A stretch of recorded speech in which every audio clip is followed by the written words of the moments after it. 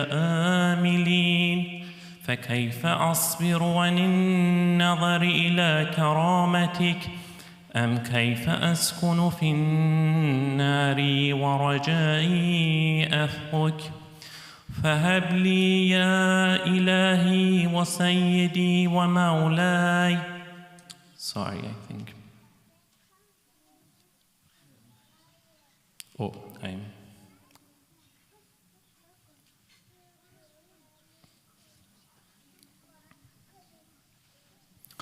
ولأصرخن إليك صراخ المستصرخين، ولأبكين عليك بكاء الفاقدين، ولأنادينك أين كنت يا ولي المؤمنين، يا غاية آمال العارفين، يا غياث المستغيثين، يا حبيب قلوب الصادقين، ويا إله العالمين. أفتراك سبحانك يا إلهي وبحمدك تسمع فيها صوت عبد مسلم سجن فيها بمخالفته، وذاق طعم عذابها بمعصيته، وحبس بين أطباقها بجرمه وجريرته، وهو يضج إليك ضجيج مؤمل لرحمتك، ويناديك بلسان أهل توحيدك، ويتوسل إليك بربوبيتك. يا مولاي، فكيف يبقى في العذاب وهو يرجو ما سلف من حلمك؟ أم كيف تؤلمه النار وهو يأمل فضلك ورحمتك؟ أم كيف يحرقه لهيبها وأنت تسمع صوته وترى مكانه؟ أم كيف يشتمل عليه زفيرها وأنت تعلم ضعفه؟ أم كيف يتقلقل بين أطباقها وأنت تعلم صدقه؟ أم كيف تزجره زبانيتها وهو يناديك يا ربه؟ أم كيف يرجو فضلك في عتقه منها فتتركه فيها؟ هيهات ما ذلك الظن بك، ولا المعروف من فضلك، ولا مشبه لما عاملت به الموحدين من برك وإحسانك. فباليقين أقطع لا ما حكمت به من تعذيب جاحديك، وقضيت به من إخلاد معانديك، لجعلت النار كلها بردا وسلاما، وما كانت لأحد فيها مقرا ولا مقاما، لكنك تقدست أسماؤك أقسمت أن تملأها من الكافرين من الجنة والناس أجمعين، وأن تخلد فيها المعاندين، وأنت جل ثناؤك قلت مبتدئا، وتطولت بالإنعام متكرما. أفمن كان مؤمنا كمن كان فاسقا لا يستوون. إلهي وصيدي، فأسألك بالقدرة التي قدرتها، وبالقضية التي حتمتها وحكمتها وغلبت من عليه أجريتها، أن تهب لي في هذه الليلة وفي هذه الساعة كل جرم أجرمته، وكل ذنب أذنبته، وكل قبيح أسررته، وكل جهل عملته، كتمته أو أعلنته، أخفيته أو أظهرته، وكل سيئة أمرت بإثباتها الكرام الكاتبين الذين وكلتهم بحفظ ما يكون مني، وجعلتهم شهودا علي مع جوارحي، وكنت أنت الرقيب علي من ورائهم، والشاهد لما خفي عنهم، وبرحمتك أخفيته، وبفضلك سترته، وأن توفر حظي من كل خير تنزله، أو إحسان تفضله، أو بر تنشره، أو رزق تبسطه، أو ذنب تغفره، أو خطأ تستره.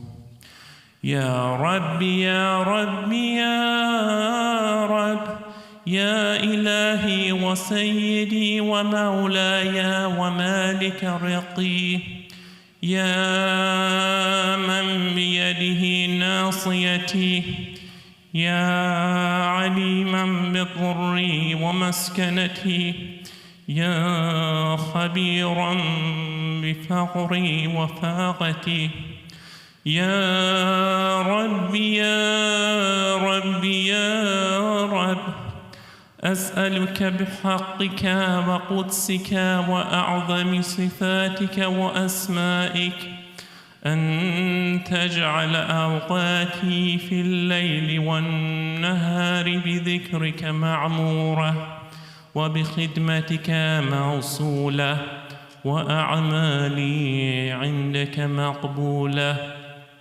حتى تكون أعمالي وأورادي كلها وردا واحدة، وحالي في خدمتك صرمدا.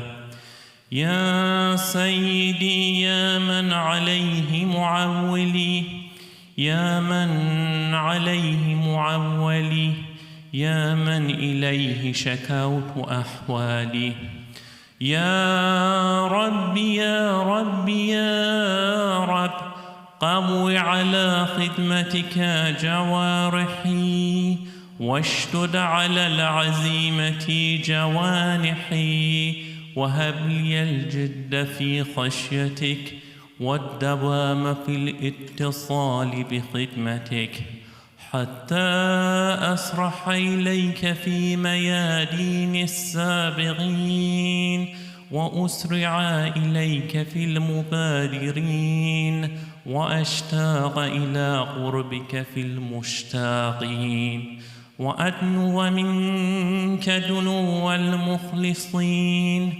وأخافك مخافة الموقنين، وأجتمع في جوارك مع المؤمنين.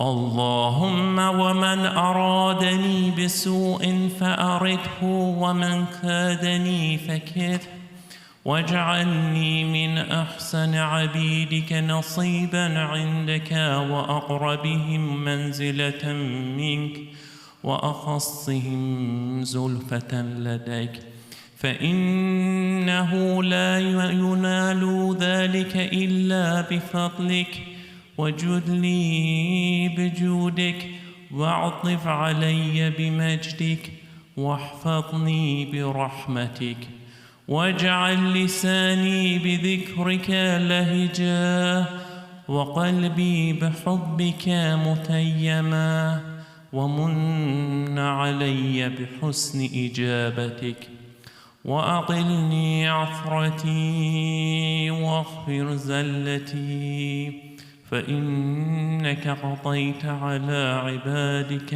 بعبادتك، وأمرتهم بدعائك، وضمنت لهم الإجابة، فإليك يا ربي نصبت وجهي، وإليك يا ربي مددت بيدي، فبعزتك استجب لي دعائي وبلغني مناي، ولا تقطع من فضلك رجائي، واكفني شر الجن والإنس من أعدائي.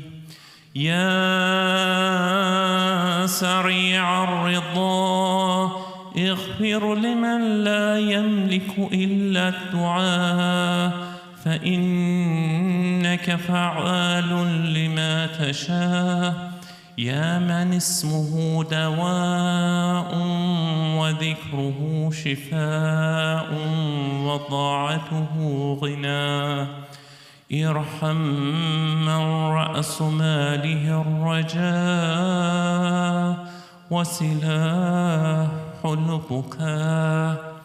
يا سابغ النعم يا دافع النقم، يا نور المستوحشين في الظلم، يا عالما لا يعلم، صل على محمد وآل محمد، وافعل بما أنت أهله. وصلى الله على رسوله والأئمة الميامين من آله وسلم تسليما كثيرا. اللهم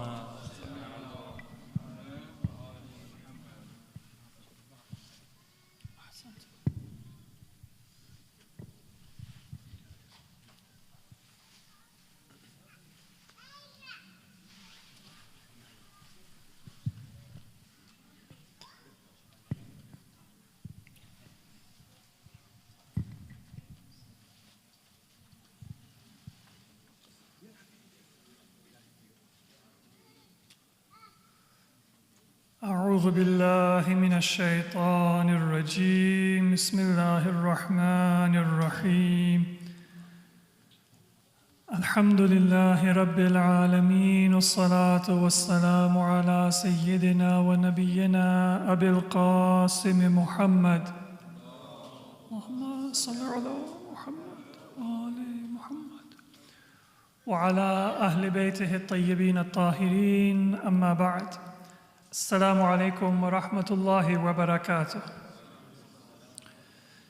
Today, inshallah, I want to quote a hadith attributed to our sixth Imam, Imam Ja'far ibn Muhammad as-Sadiq alayhim as-salam. Allahumma salli ala Muhammad.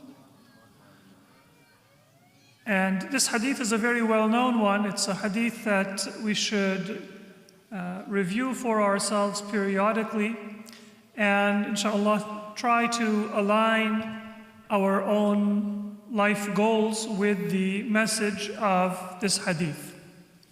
It speaks of the importance of ilm and of genuine and authentic knowledge. What I mean by genuine and authentic knowledge is that we often have a conception of knowledge that is related to superficial collection of facts and information, when in Islam knowledge is something sacred. Ilm is something that brings you close to God, and imparting ilm was the task of the prophets of Allah, and after them their successors and the imams. So knowledge is not the accumulation of facts, but rather it is the gathering of the wisdom and the prerequisite for worshiping Allah and knowing Allah and coming close to Allah. And in that connection, our sixth Imam, he says, Man ta'allama lillah wa amila lillah wa allama lillah du'iya fi malakut as-sama'i 'azima. فقيل تعلم لله وعمل لله وعلم لله. if a person does 3 things, then they will be recognized and they will be praised in the heavenly company. Now, before we talk about what those 3 things are, that in itself is a shift of focus for many of us. We decide what is worthwhile based on what people say is valuable or what they will praise or what they will admire. You often see it with children, that when one of them picks up a toy, then the other child will all of a sudden become interested in that toy.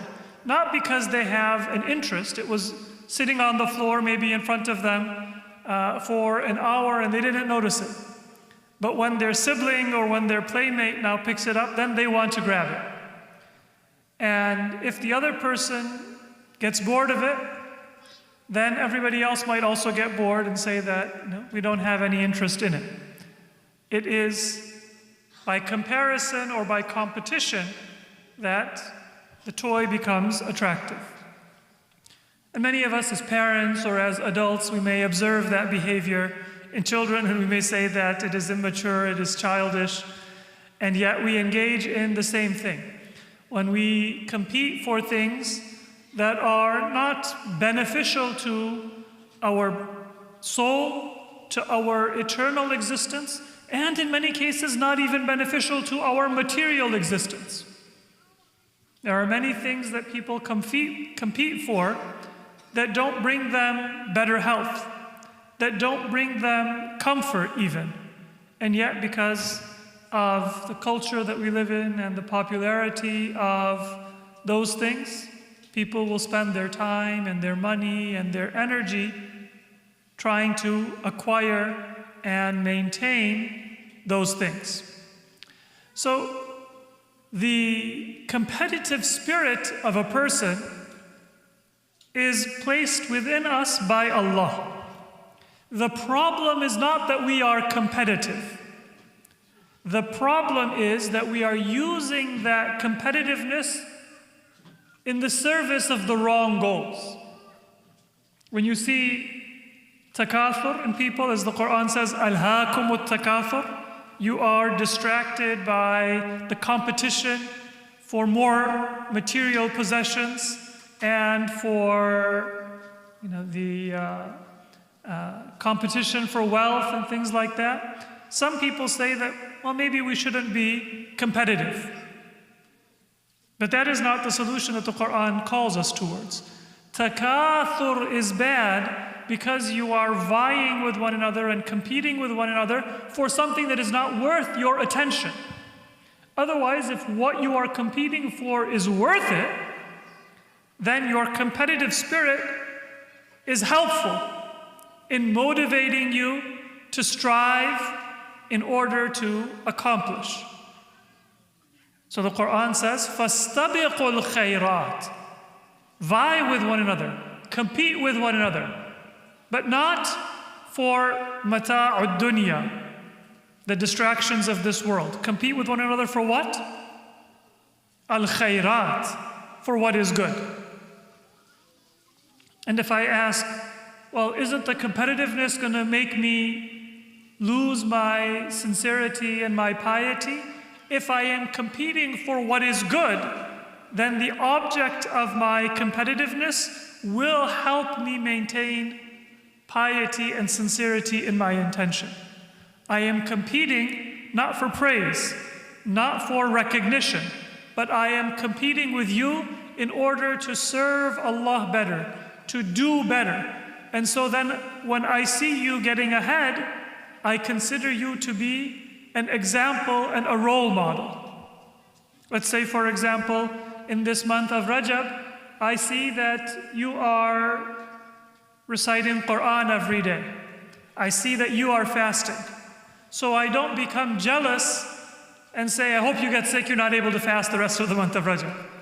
But rather instead I say, well, if they can do it, then maybe I can rearrange my schedule and maybe I can also do it. Because it is goodness that you are competing for, the competitiveness will help motivate you, but it will not remove your sincerity. So competitiveness is not bad, but you have to be competitive in that which is intrinsically worth your time and effort and energy. And then your desire to get ahead, your desire to compete, it will motivate you to do more than you otherwise would. So rather than look for recognition in this world, strive for the pleasure of Allah in the hereafter. Some people, they want to be called azim in this world. In fact, that's what our entire policy now is, to be great and to be powerful and to be admired or to be feared by people in this world. And that kind of a macho culture is being celebrated with all of the harms and all of the crimes that it entails. Instead, Islam calls us to ignore what people may say in terms of their praise or their criticism, and instead turn towards Allah.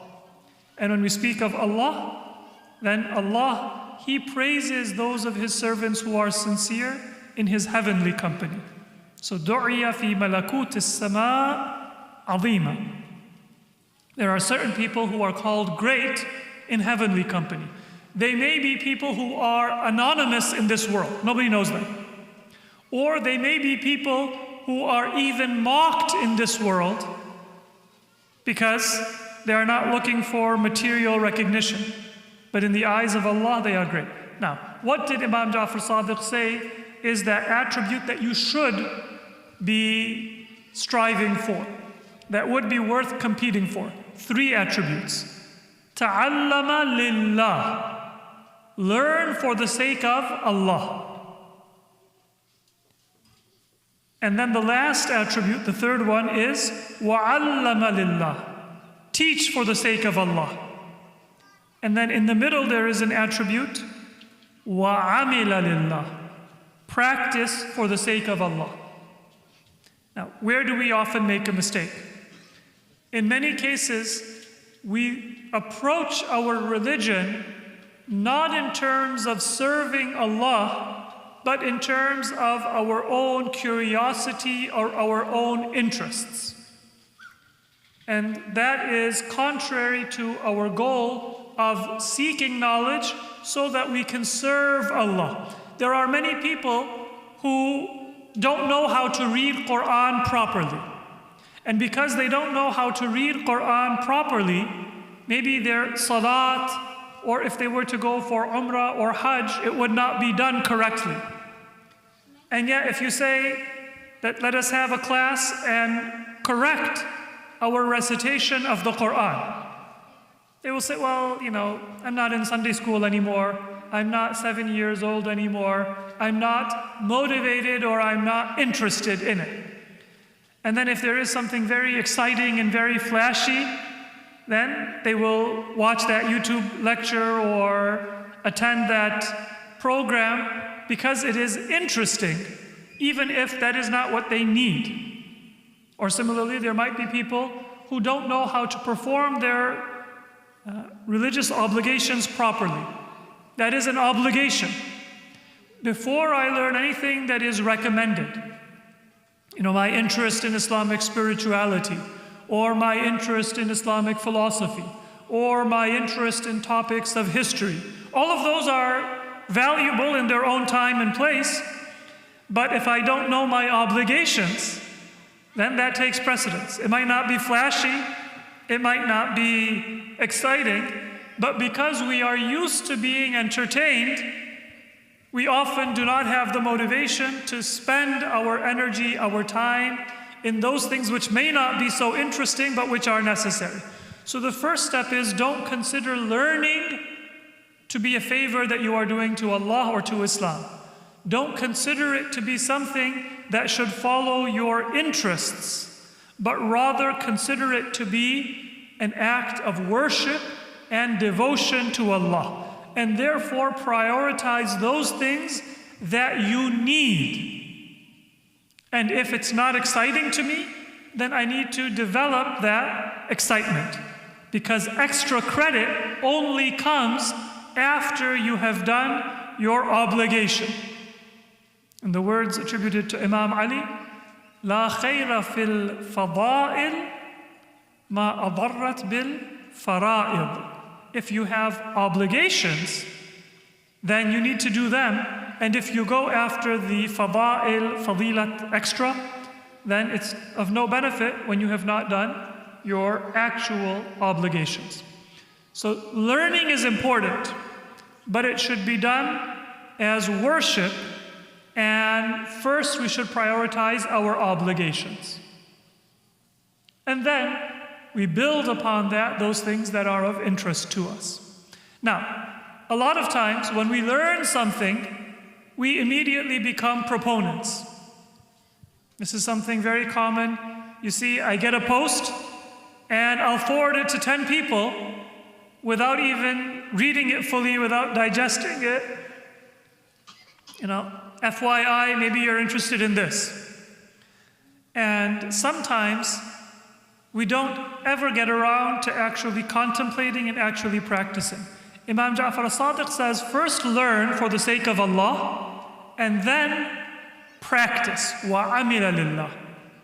Everything that you learn, you should try to practice. And many scholars of akhlaq, of etiquette, they have said that too often people want to learn something new when the obstacle to their spiritual advancement is that they are not practicing what they already know.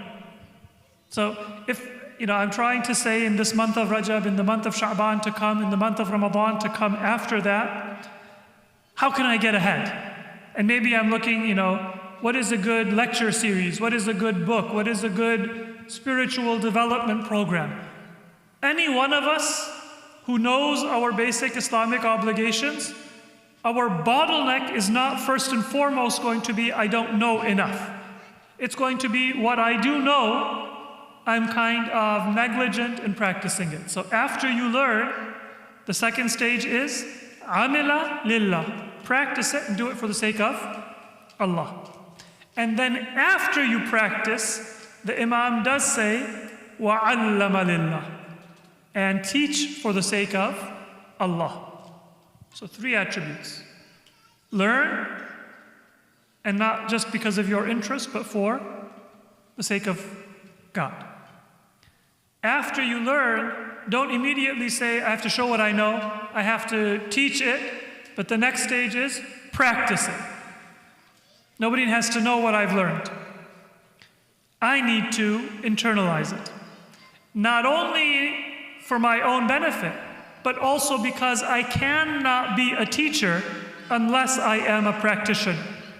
Imam Ja'far al-Sadiq, he very famously said, today there is a culture of da'wah. You're all familiar with those people who stand on the street corner and say, come to Islam, take a Quran. Right? What is their character usually?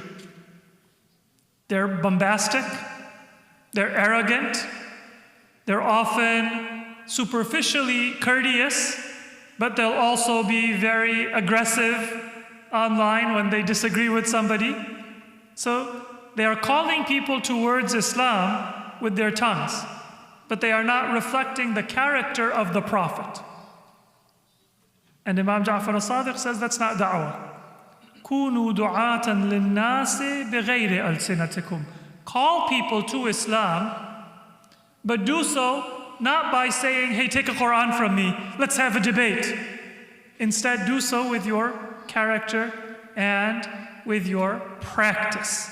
So that is what makes you a teacher for others, to have good character. And then finally, وَعَلَّمَ لِلَّهِ, and teach for the sake of Allah. دُعِيَ فِي مَلَكُوتِ السَّمَاءِ or فِي مَلَكُوتِ السَّمَاوَاتِ عَظِيمًا. That person will be considered great in the kingdom of Allah. The last thing that I want to mention is that today was the 18th of Rajab, and so depending on how many days will be in the month of Rajab and how many days will be in the month of Sha'ban, from tomorrow morning it's also Friday, a day of barakah and blessing. From tomorrow morning, if you make a resolution that you want to do one act of goodness, then that'll give you about 40 days until the month of Ramadan. And to do a good deed for 40 days, that is one of the best ways for it to get beyond our superficial practice and enter into our habit. So pick one good practice that you want to have with you in the month of Ramadan. For many of us, that might just be a regular recitation of Quran.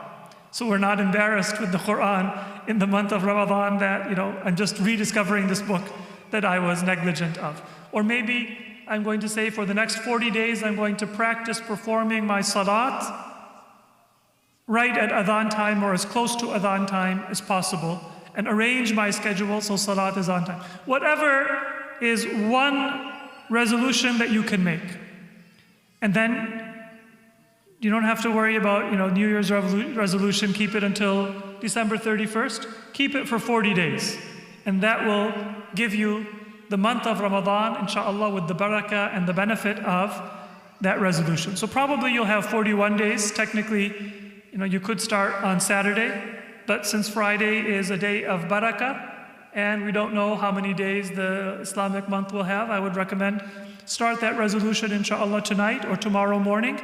Keep it for 40 days, and inshallah, by the time the month of Ramadan rolls around, it will become habit, and you will benefit spiritually and inshallah in this world and in the hereafter from that practice. And the only recommendation is make it something that is doable.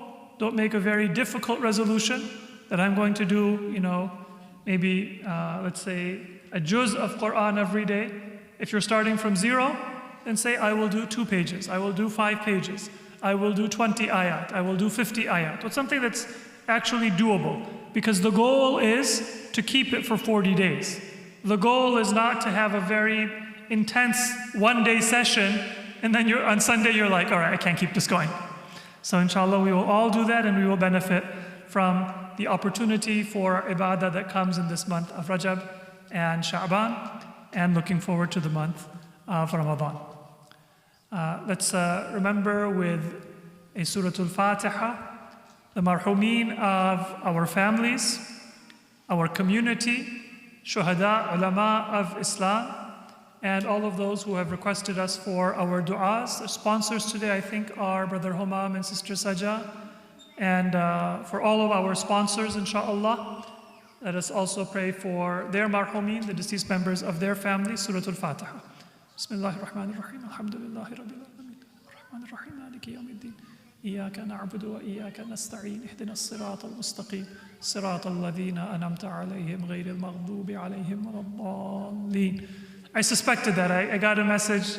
So also Brother Hadi and Sister Sukaina. So for our sponsors this week and every week, inshallah, and all of our attendees, may Allah give the deceased members of their family the thawab of this recitation of Surah Al-Fatiha, forgive their sins and elevate their ranks, inshallah, and grant us the ability to stay firm on the path of Iman.